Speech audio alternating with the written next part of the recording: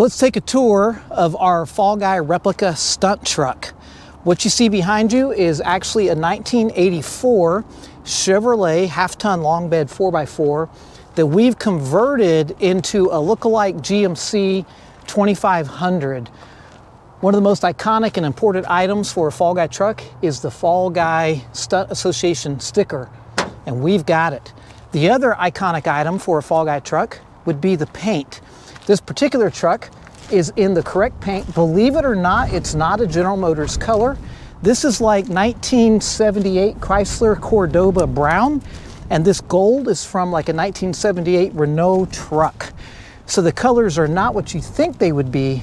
And in the television series, every single truck that they ultimately jumped and destroyed and burned had to go through a paint shop to get put in the proper colors.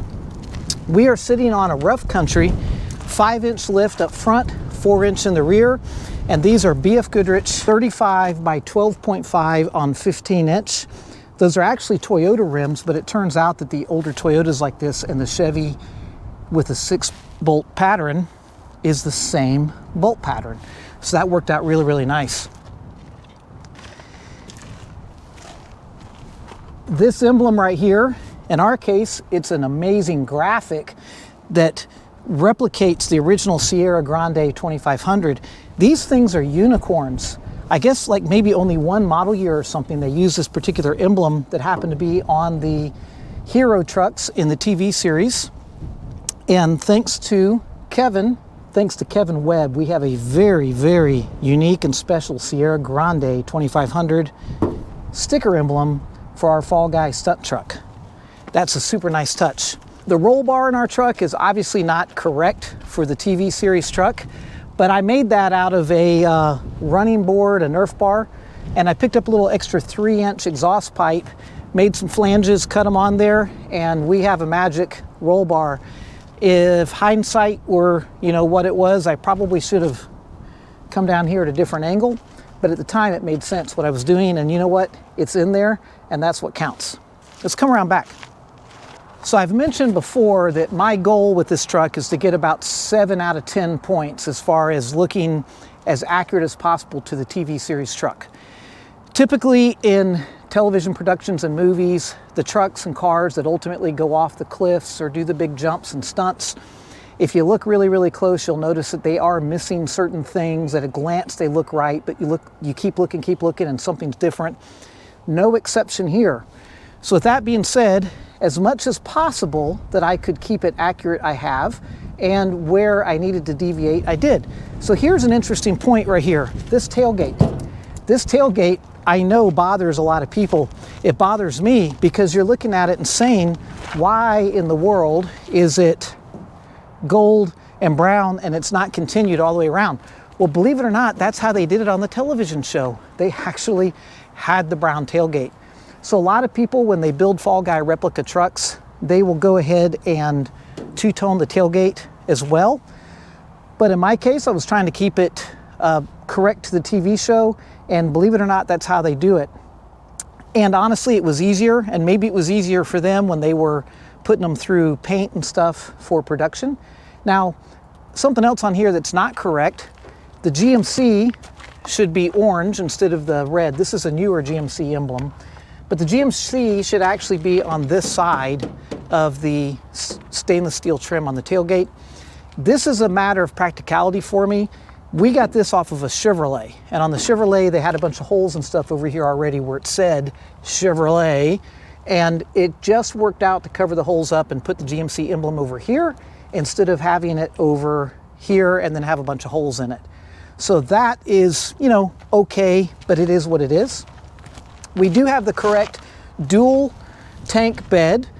That was part of the show. All of them had that, and that's where you have a fuel tank on both sides. It's pretty cool. Now, our truck doesn't have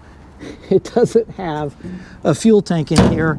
We just got a little gas can inside feeding it. But that is actually proper. Now, on the TV show, the Hero truck had one of the coolest modifications ever that I wish the manufacturer had done it. They actually had this section right here, or maybe right here, I guess it was right here, maybe here, and this was a door on the Hero truck. that would actually, it would swing open this way, and you could go all the way through. Colt Seavers would keep weapons in there. He could stow fugitives in there. He could do all sorts of things inside that box. One of the things that you would notice if you look very, very close in the TV show, you can see that seam right here. On the stunt trucks, none of them had that I'm aware of. They were all just a regular bed.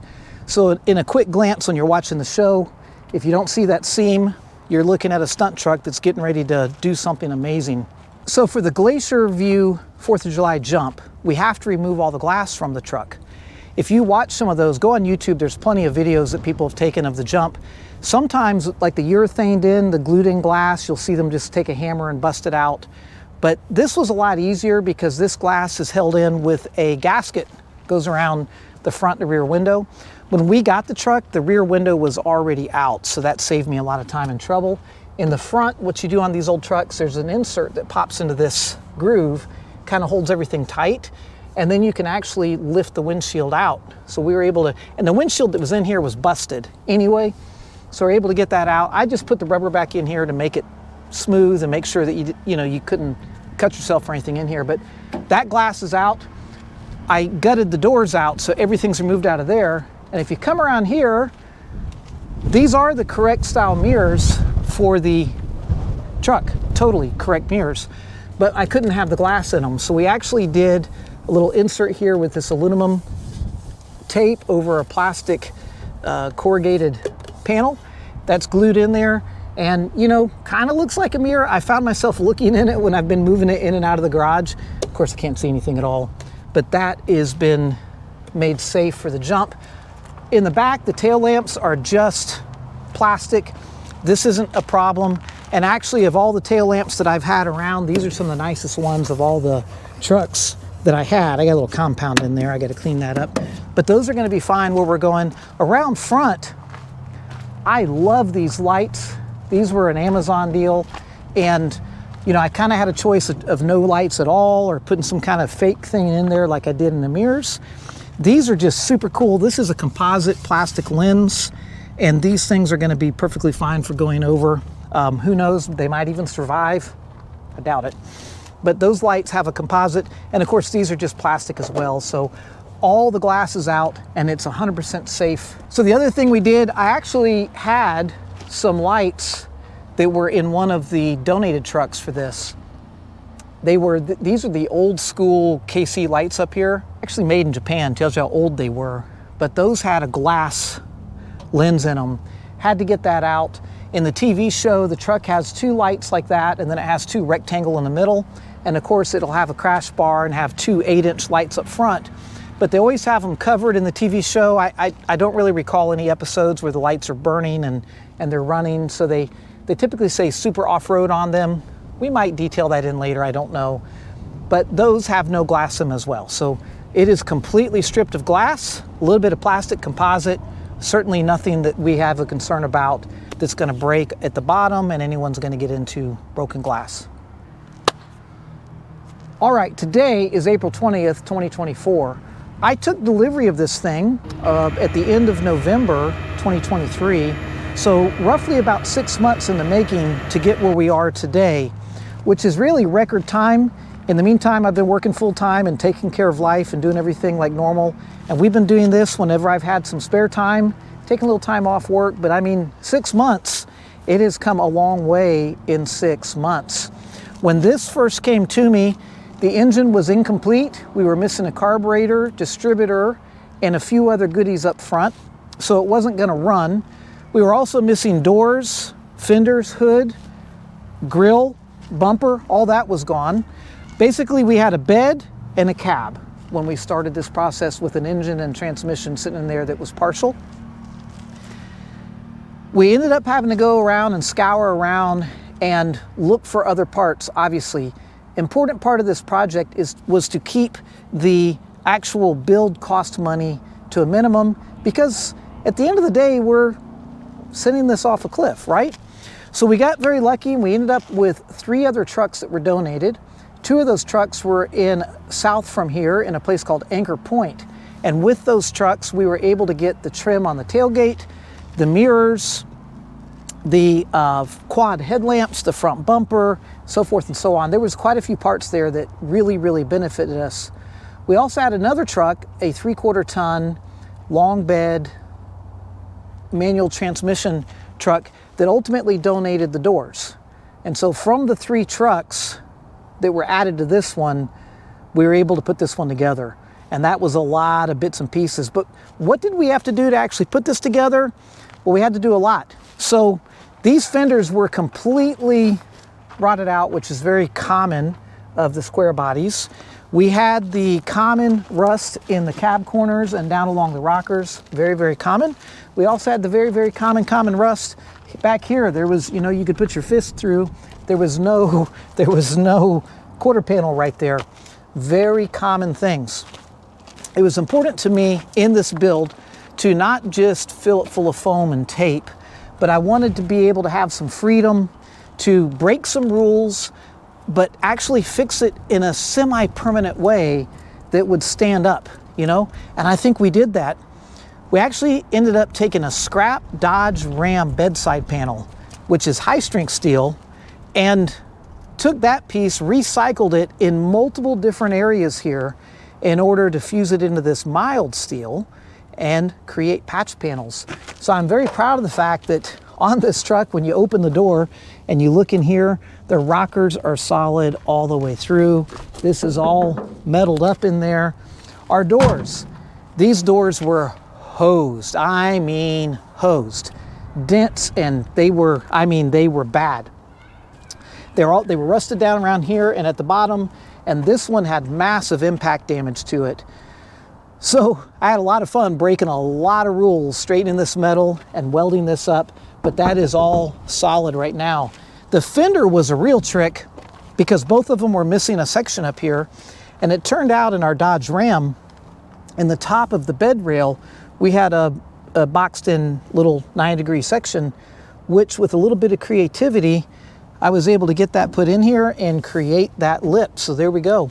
And then finally, we had the back of the body back here, and our Dodge Ram fender well's shaped differently than this. It's more round. Added a little bit of complexity to it, but I was able to get that part and put it in here, and you can hear that? It's all solid. So this truck actually, from front to rear, the rust is cut out of it and gone. It's all blocked in and, you know, sealed up. It's the way it should be. Now, if we were on a movie set and preparing this for a big jump or stunt, we would have been fortunate to have a pretty new truck. We wouldn't have to do any rust work to it. But outside of the rust work, everything else I did, we would have had to have done this in order to send this over a cliff in the TV show. The frame on the truck is very solid, very, very solid. Little surface rust on it. Made it real easy to go back in here and clean it all up and give it a nice, fresh black coat of paint and seal it all in. Let's pop the hood and show you what we have in this thing for power. Got the hood latch. I actually had to piece that out of one of the trucks that I got down in Anchor Point. The hood release cable and a few other items. All right, so let's invite you up into the powerhouse. This is a mighty, mighty, mighty Chevy 305. 305 cubic inches of displacement, 5.0 liter. It has an HEI, a high energy ignition distributor on it. We did the bypass. So back in 1984, these things had this electronic bypass on the distributor, little computer inside, electronic spark control. I don't know whether that worked very well or not, but because we have a lot of stuff disconnected, I decided to bypass it. So that HEI is running standard HEI setup. We have a 4-barrel carburetor on it, power brakes, power steering. This was a non-AC car, so pretty basic otherwise. But we've got all this set up. I've got my fuel lines bypassed from what would have been the tank going into the cab, and that's where we are keeping our gasoline right now. So that's it. I mean, under the hood, she's pretty clean, pretty basic. We've got this brand new battery from CarQuest in here. Fantastic direct fit. but nothing modified or unusual under the hood. I did cut the exhaust off to give it a little bit more of a growl, but this is pretty much a bone stock 305. Yeah, as far as being a 305, I don't think a lot of you are gonna cry about that. You know, I ran the numbers on it when I first started taking things apart to see what we had, because even though the build sheet on it says it was a 305, this truck is old enough that anything could have been in it. So turns out that that's probably the original block in this thing, and it is a 305. Let me show you our fuel system. Just kind of talking here. These rockers, solid now. They weren't a few months ago. Our doors, look at this. We even jammed our doors in like a proper, this truck was originally silver. Someone had painted it pink and purple. But look at this, we even have jammed in doors. So here's our fuel system. This is my spare tank in case I run out. And then there's our main tank right there. That's what's gonna carry us through. So far, this thing has been super, super hungry for fuel. Not exactly sure why, but it really, really drinks the juice. This seat right here, when I got this truck, it did not have a seat in it. This lovely seat that you're looking at came out of one of the donated trucks, and I think it is the perfect seat to send over the cliff, mostly because there won't be anybody in it. But for moving it around, it's nice to have it. But that's it. Take a look underneath. Just give you an idea underneath. It is detailed up nice and trimmed in. She is all blacked out like it ought to be. Like a completely rebuilt truck right here.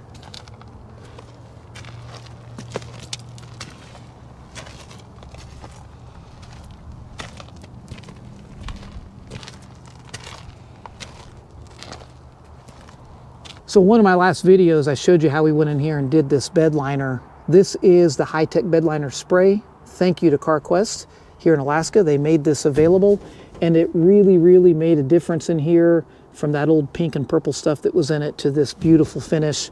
We're getting footprints and dust and dirt in it, but that's what bed liners are made for. Absolutely love it, and it really is a finishing touch to this truck. So I do want to put a huge shout out, a big thank you to CarQuest here in Alaska. They've been absolutely amazing. They donated this paint, the battery, some other components on this truck. It's been absolutely awesome partnering with them and seeing what they were capable of doing and supporting me to make this happen. Been a lot of people that have helped out. People have donated parts and pieces to this. Huge thank you to all of you, and I cannot wait to see you out there on July 4th when we send this truck on its final stunt. All right, let's get this thing to fire up here. That's nice. I mean, really nice.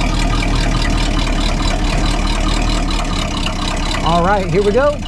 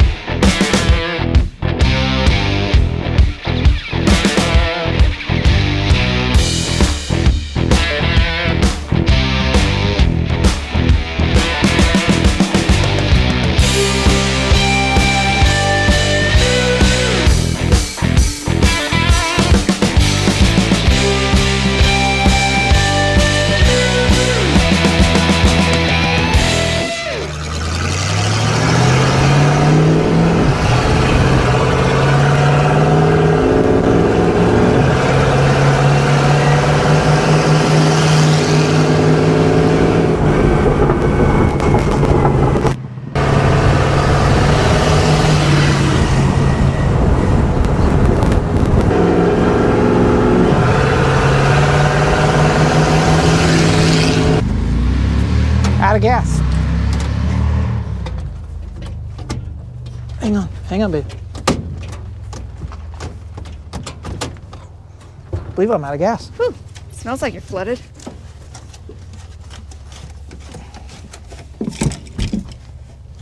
Out of gas. Yeah, so it does not. I'll do that. You get it on your gloves. So this is a hungry hippo. We're just running around here in the neighborhood, and I've already run it out of gas. We're gonna get this thing cranked back up. Of course, I'm on a hill, and right here where traffic is coming and going, but let's put another gallon in it. We'll get it home. This does give me an idea, though, that when we send it over the cliff, it's a little bit of a drive to the bottom and back to the top. So we are going to want plenty of gas in it. Maybe have to put a bigger container, I don't know. Just have to see what happens. All right, that ought to get us started back up. I have to crank it a bit to get the fuel pump primed back up.